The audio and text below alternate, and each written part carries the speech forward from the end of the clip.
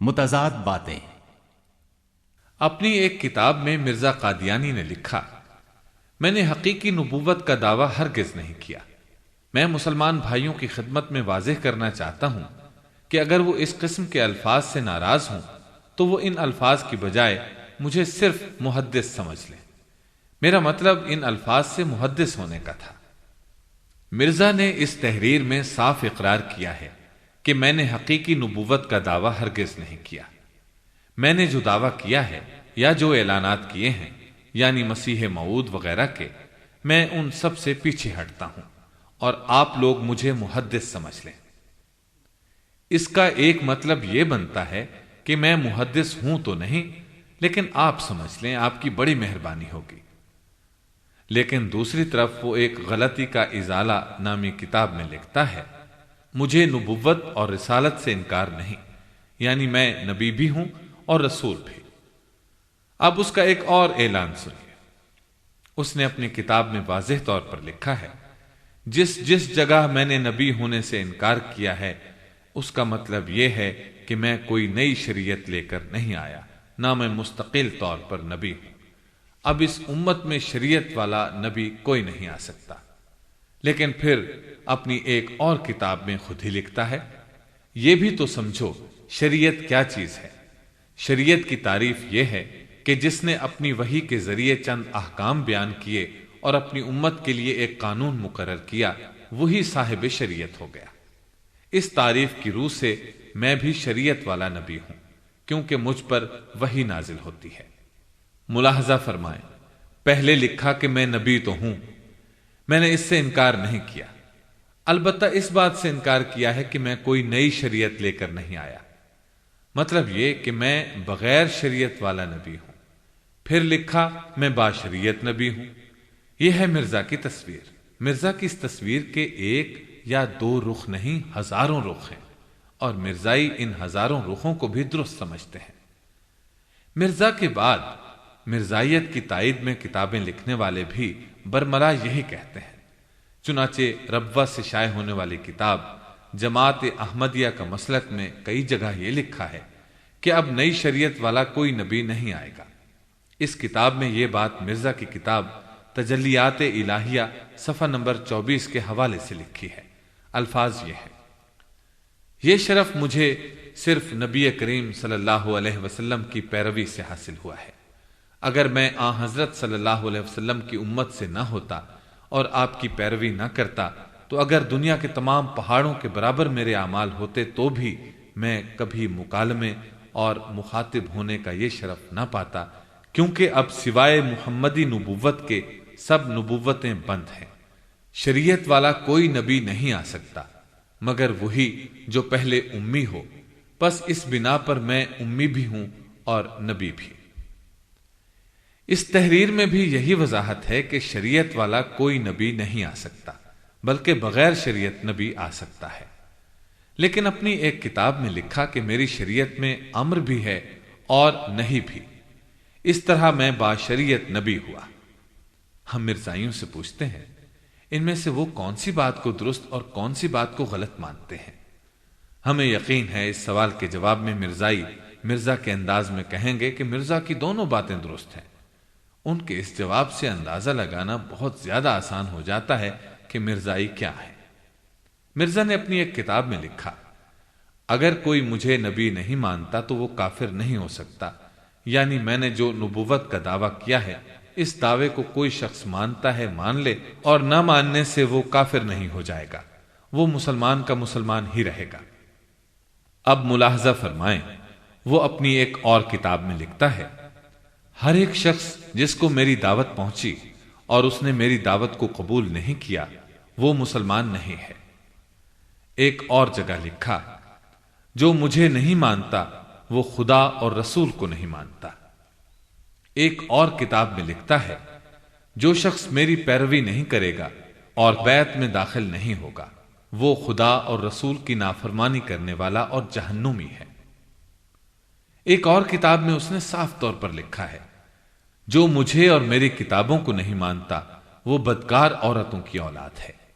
یہ الفاظ اس کی کتاب آئینہ کمالات اسلام صفحہ 547 پر مرقوم ہے۔ یہاں مرزا نے اپنی زبان کی پاکیزگی دکھائی ہے، تمام مسلمانوں کی ماؤں کو بدکار لکھا ہے۔ ایک اور جگہ لکھتا ہے، دشمن ہمارے بیابانوں کے خنزیر اور عورتیں ان کی کتیوں سے بڑھ گئی ہیں۔ یہ الفاظ اس کی کتاب نجم المہدی صفحہ 35 پر ہیں۔ اس تحریر میں مرزا تمام مسلمانوں کو بیابانوں کے سور اور ان کی عورتوں کو کتیاں لکھ گیا اور بتا گیا کہ وہ دراصل کیا تھا۔ مخالفین کو گالیاں دینا مرزا کا شیوا تھا۔ جب تک مخالفوں کو گالیاں نہ دے لیتا اس کو کھانا ہضم نہیں ہوتا تھا۔ ایک اور کتاب میں اس نے لکھا ہے، اور جو ہماری فتح کا قائل نہیں ہوگا صاف سمجھا جائے گا کہ اس کو ولد الحرام بننے کا شوق ہے اور حلال زادہ نہیں ہے۔ یہ الفاظ اس کی کتاب انوار الاسلام صفحہ 30 پر ہے۔ مطلب یہ کہ مرزا بار بار گرگٹ کی طرح رنگ بدلتا تھا۔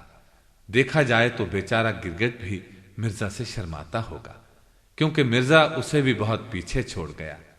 کہیں لکھا جو مجھے نہیں مانتا وہ کافر نہیں، کہیں لکھا جو مجھے نبی نہیں مانتا وہ پکا کافر ہے۔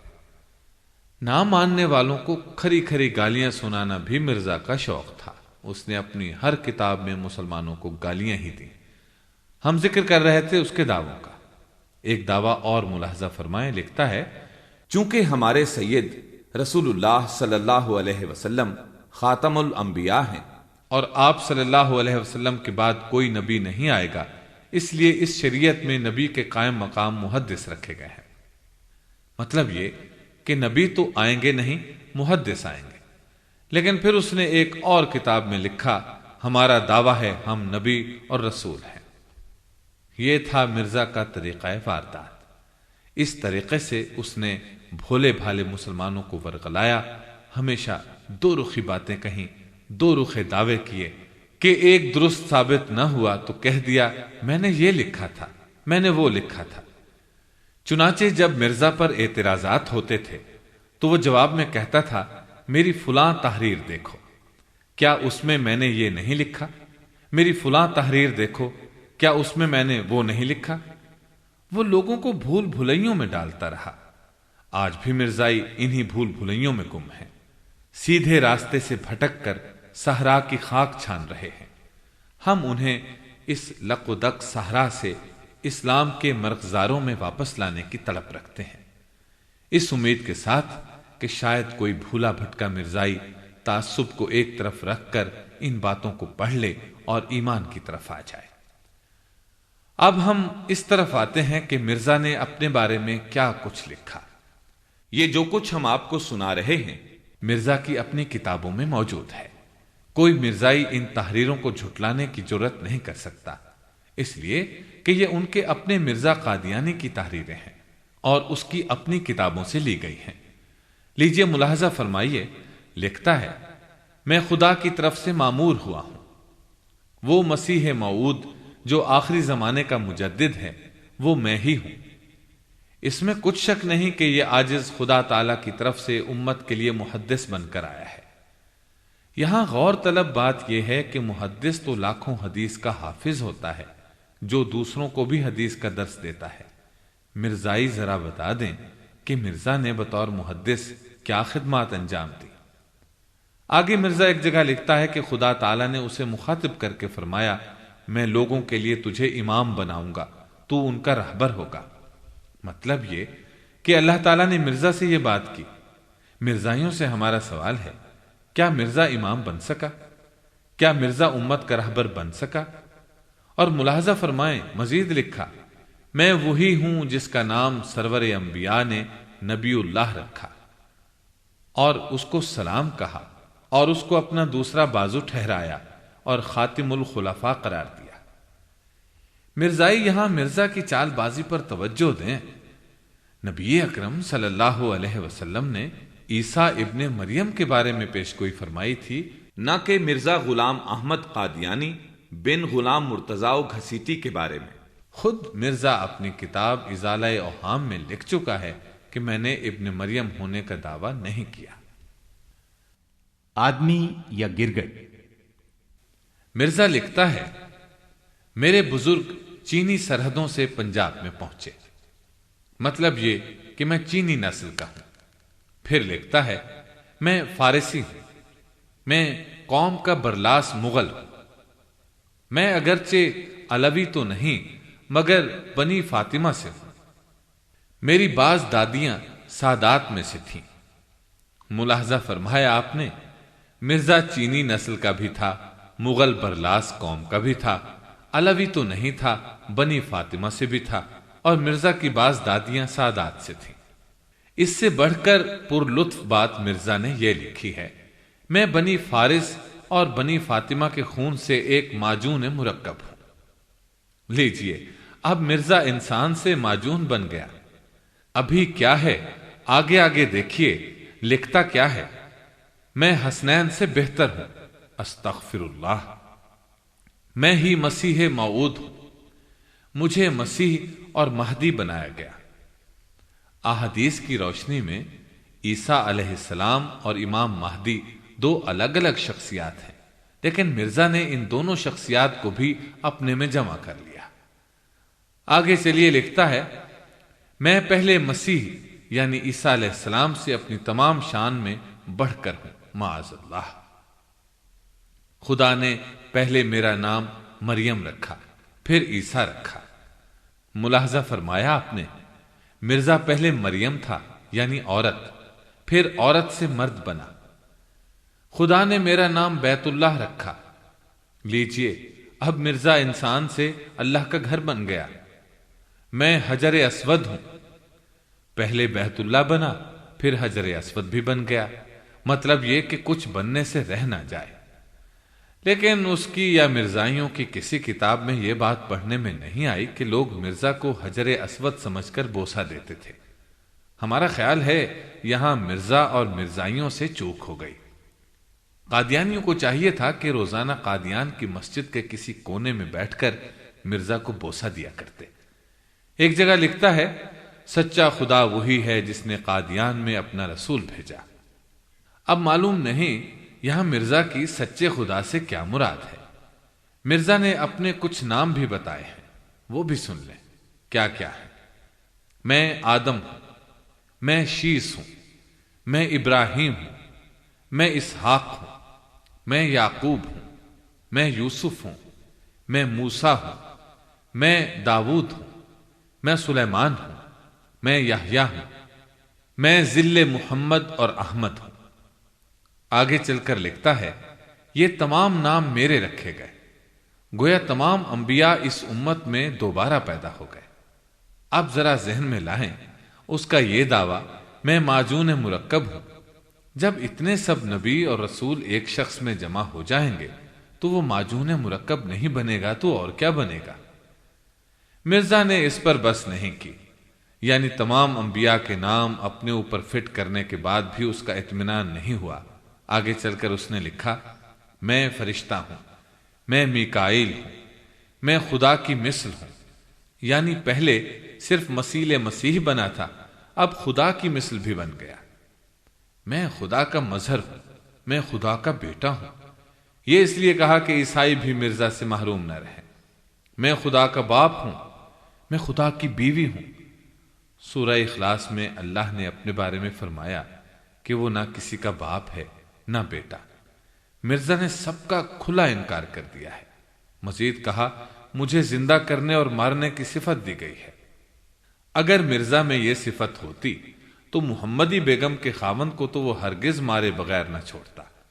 اسی طرح عیسائی مناظر عبداللہ اتھم اور مولانا ثناء اللہ امرتسری کو کیسے زندہ چھوڑ سکتا تھا جبکہ انہیں موت کا چیلنج دے چکا تھا۔ ایک جگہ لکھتا ہے میں خدا کا جانشین ہوں، میں خالق ہوں، میں خدا ہوں، میں ردر گوپال ہوں، یعنی ہندوؤں کو خوش کرنے کے لیے اس نے یہ لکھا۔ ردر گوپال کو زدر گوپال بھی کہتے ہیں، اس کا نام بھی مجھے دیا گیا۔ میں کرشن ہوں، میں آریوں کا بادشاہ ہوں، امین الملک جے سنگھ بہادر ہوں، یہاں سکھوں کو خوش کیا گیا۔ میں کرم خاکی ہوں، یعنی خاک کا کیڑا ہوں۔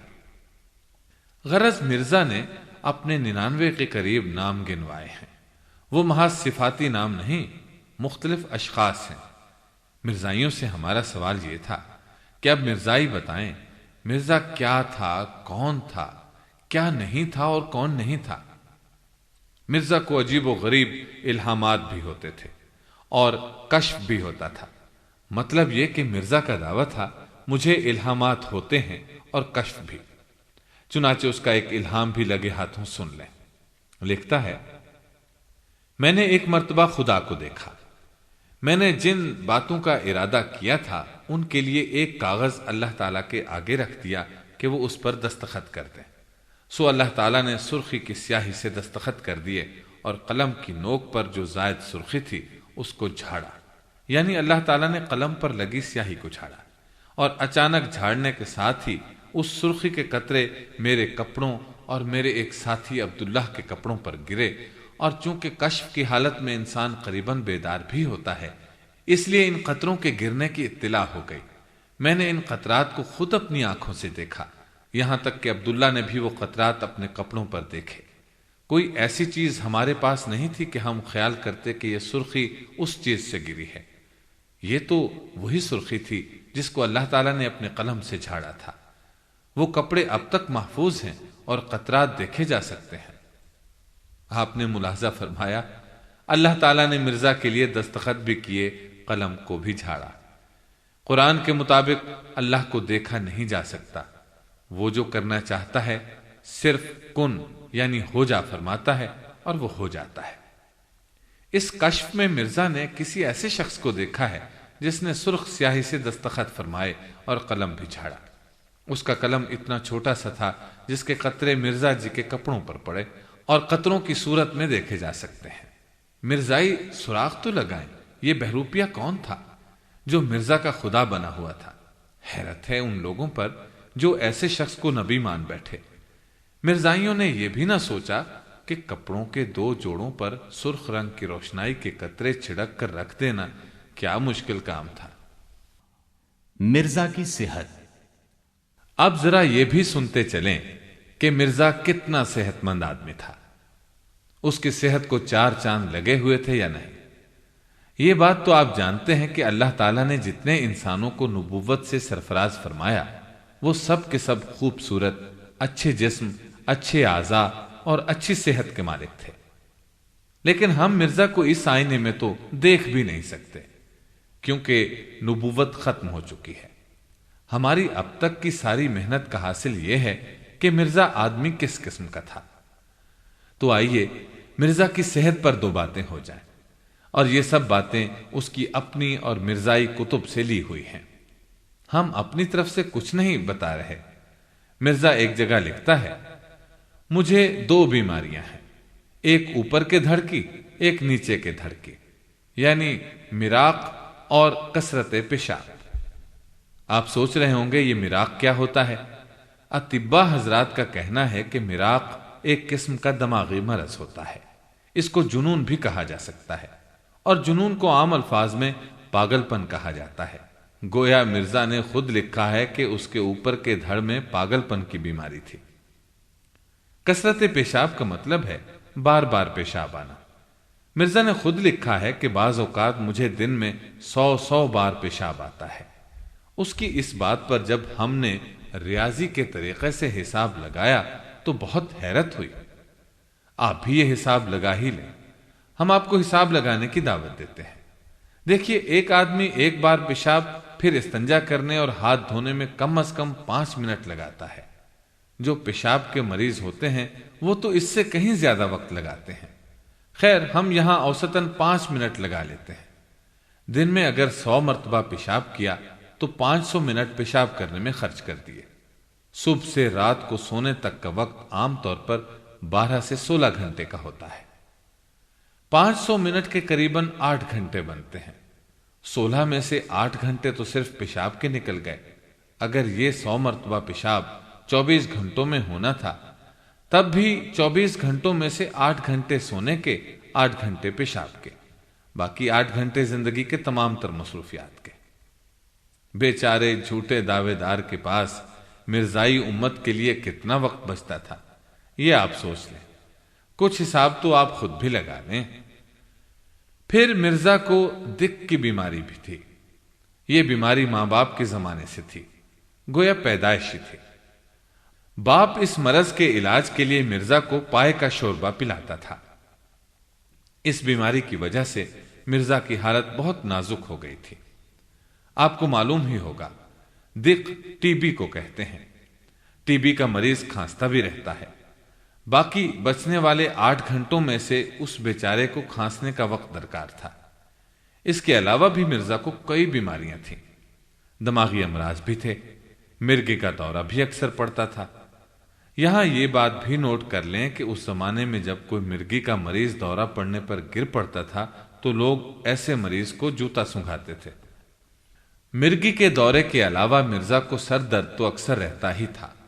ایک جگہ لکھتا ہے، مجھے 2 بیماریاں مدت سے تھیں، ایک شدید سر درد جس سے میں نہایت بےتاب ہو جاتا تھا، اور ہولناک بیماریاں پیدا ہو جاتی تھیں، اور یہ مرض قریباً 25 برس تک رہا، اور اس کے ساتھ دوران سر بھی رہتا تھا۔ اور حکیموں نے لکھا ہے کہ ان بیماریوں کے نتیجے میں آخر کار مرگی ہو جایا کرتی ہے۔ میرے بڑے بھائی مرزا غلام قادر بھی مرگی میں مبتلا ہو کر مر گئے تھے، اس لیے میں دعا کیا کرتا تھا کہ اللہ تعالیٰ ان امراض سے محفوظ فرمائے، لیکن مرزا کی کوئی دعا قبول نہ ہوئی۔ وہ بیماریوں کا مجموعہ ہی رہا، اور یہ بیماریاں آخر وقت تک اسے لاحق رہیں۔ 1906 تک لکھی جانے والی کتب میں بیماریوں کا ذکر ملتا ہے، جبکہ مرزا 1908 میں ہیضے سے مرا تھا۔ ثابت ہوا کہ مرزا تمام عمر بیماریوں میں گھرا رہا، اللہ نے اسے بیماریوں سے محفوظ نہ رکھا۔ اپنی ایک کتاب میں لکھتا ہے، ایک دفعہ میں نے کشف کی حالت میں دیکھا کہ ایک سیاہ رنگ کی 4 ٹانگوں والی بلا جو بھیڑیے کے قد کے برابر تھی اور جس کے بڑے بڑے بال تھے اور بڑے بڑے پنجے تھے، مجھ پر حملہ کرنے لگی۔ میرے دل میں یہ بات ڈالی گئی کہ یہ مرگی ہے، تو میں نے دائیں ہاتھ کو زور سے اس کے سینے پر مارا اور کہا، دور ہو، تیرا مجھ سے کوئی حصہ نہیں۔ تب وہ شدید بیماریاں جاتی رہیں اور وہ شدید درد بالکل جاتا رہا۔ یہ اس کا سفید جھوٹ ہے۔ اگلے جملے میں خود اس کے جھوٹ کا ثبوت ہے۔ صرف سر کا چکر کبھی کبھی ہوتا ہے۔ دوسرا مرض پیشاب کا ہے جو 20 برس سے ہے۔ ملاحظہ فرمائیں، 20 برس سے مرض ہے، علاج نہیں ہو سکا، یعنی مرزا کی بیماری لا علاج تھی، اور ابھی تک 20 مرتبہ کے قریب پیشاب آتا ہے، یعنی شوگر کا مرض ہے۔ ایک عام انسان کو روزانہ 20 مرتبہ پیشاب آنے لگ جائے تو اس کا کیا حال ہو جاتا ہے، یہ آج کے ڈاکٹر حضرات سے پوچھ لیں۔ پھر مرزا کو دن میں 100 مرتبہ بھی پیشاب آتا تھا۔ لکھتا ہے، ایک دن مجھے خیال آیا کہ ڈاکٹروں کے تجربے کی روح سے پیشاب کی اس بیماری کے نتیجے میں آنکھوں میں موتیا بھی اتر سکتا ہے، یا بڑا پھوڑا سرطان کا نکل سکتا ہے۔ سرطان یعنی کینسر، جو مہلک ہوتا ہے۔ چنانچہ اس وقت مجھے موتیا کے بارے میں الہام ہوا، سو ایک عمر گزری میں ان بلاؤں سے محفوظ ہوں۔ اس تحریر کے آخر میں لکھا ہے کہ ایک عمر گزری اب محفوظ ہوں۔ اپنی ایک کتاب میں لکھتا ہے، یہ 2 بیماریاں کبھی تو دعا سے اس طرح بھاگ جاتی ہیں جیسے کبھی تھی ہی نہیں، اور کبھی پھر آ جاتی ہیں۔ ایک مرتبہ میں نے دعا کی کہ یہ دونوں بیماریاں بالکل دور کر دی جائیں، مگر جواب ملا کہ ایسا نہیں ہوگا۔ آپ نے غور کیا، پہلے لکھا کہ ایک عمر گزر گئی، اب میں ان بیماریوں سے محفوظ ہوں، اور پھر بعد میں لکھا کہ میں نے دعا کی کہ یہ بیماریاں بالکل دور کر دی جائیں، مگر جواب ملا ایسا نہیں ہو سکتا۔ آپ ہی بتائیے، مرزا کی ان میں سے کون سی بات درست ہے؟ لکھتا ہے، میں ایک دائم المریض یعنی ہمیشہ بیمار رہنے والا مریض آدمی ہوں۔ ہمیشہ درد سر اور دوران سر اور نیند کی کمی اور تشنج قلب یعنی دل میں جھٹکے لگنا کی بیماری درد لے کر ساتھ آتی ہے۔ ایک بیماری شوگر کی ہے، ایک مدت سے چلی آ رہی ہے۔ مرزا نے کسی کے نام ایک خط میں یہ الفاظ لکھے، میری حالت اس طرح ہے، کبھی سر کے چکروں کا بہت غلبہ ہو جاتا ہے اور کبھی یہ درد کم ہو جاتا ہے، لیکن کوئی وقت خالی نہیں جاتا۔ مدت ہوئی نماز بیٹھ کر پڑھی جاتی ہے، بعض اوقات نماز درمیان میں توڑنا پڑتی ہے، اکثر بیٹھے بیٹھے تکلیف ہو جاتی ہے، زمین پر قدم اچھی طرح نہیں رکھ سکتا۔ 6-7 ماہ سے نماز کھڑے ہو کر نہیں پڑھی جاتی اور نہ سنت کے طریقے سے بیٹھ کر ہی پڑھی جاتی ہے۔ قرات میں قل هو اللہ بھی مشکل سے پڑھ سکتا ہوں، کیونکہ نماز کی طرف توجہ کرنے کے ساتھ ہی بخارات چڑھتے ہیں۔ غور فرمائیے، اس شخص نے نبوت کا دعویٰ کیا تھا جو کھڑے ہو کر نماز بھی نہیں پڑھتا تھا۔ آپ نے ملاحظہ فرمایا کہ وہ کون سی بیماری ہے جو مرزا کو نہیں تھی، اور یہ بیماریاں نماز کی طرف توجہ کرنے کے ساتھ ہیں۔ بیماریاں بھی ایسی تھیں کہ بار بار نماز توڑتا تھا۔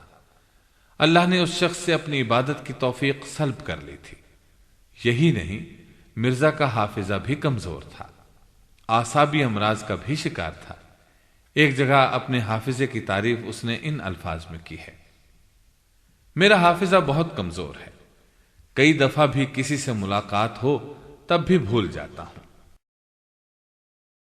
محترم سامعین، ابھی آپ دارالسلام اسٹوڈیو لاہور پاکستان سے تھالی کا بینگن حصہ دوم سن رہے تھے۔ تھالی کا بینگن جیسی انوکھی پیشکش کی طرح ہم اس قسم کے اہم موضوعات منتخب کر کے کیسٹس اور سیڈیز کی صورت میں دلکش انداز اور بہترین ریکارڈنگ کے ساتھ آپ تک پہنچا رہے ہیں۔ الحمدللہ ہماری 500 سے زائد کیسٹس اور سیڈیز اس وقت مارکیٹ میں دستیاب ہیں، اور ہم مزید موضوعات کو تلاش کر رہے ہیں۔ اس طرح یہ سلسلہ جاری و ساری رہے گا انشاءاللہ۔ دارالسلام اسٹوڈیو تلاوت قرآن مجید، ترجمہ سیرت النبی صلی اللہ علیہ وسلم، قصص الانبیاء، صحابہ کرام، ائمہ اعظام، محدثین کے حالات و واقعات، نیز نماز، روزہ، حج اور دیگر عبادات کا صحیح طریقہ، بچوں اور عورتوں کے لیے انتہائی دلچسپ اور سچی کہانیاں، اور وہ سب کچھ جس سے نئی نسل کی تربیت اسلامی خطوط پر ہو سکے، آپ کی خدمت میں آڈیو کیسٹ اور سیڈیز کی صورت میں پیش کرنے کے ساتھ ساتھ اب ایک قدم اور آگے بڑھتے ہوئے بچوں کی تیار شدہ کتب کی آڈیو ویڈیو انٹریکٹیو سیڈیز تیار کرنے کا بھی بیڑا اٹھایا ہے۔ انشاءاللہ یہ ویڈیو سیریز بچوں کی کردار سازی میں اہم کردار ادا کریں گی۔ الحمدللہ ان میں سے متعدد سیریز مارکیٹ میں دستیاب ہیں۔ دارالسلام اسٹوڈیو دارالسلام پبلشرز اینڈ ڈسٹریبیوٹرز کا ایک حصہ ہے، جو اسلامی کتب کی اشاعت کا بین الاقوامی ادارہ ہے، جس کا ہیڈ آفس سعودی عرب کے دارالحکومت ریاض میں واقع ہے، جس کے مینیجنگ ڈائریکٹر جناب عبد المالک مجاہد ہیں۔ دارالسلام کا دنیا کے 30 ملکوں میں نیٹ ورک ہے۔ پاکستان میں اس کا ایڈریس نوٹ کر لیں: دارالسلام اسٹوڈیو، 36 لوور مال، سیکریٹریٹ اسٹاف، لاہور۔ فون 71200054 7240024 اور 7846714۔ فیکس 7354072۔ یہ پیشکش تھی محمد طارق شاہد کی۔ اللہ حافظ۔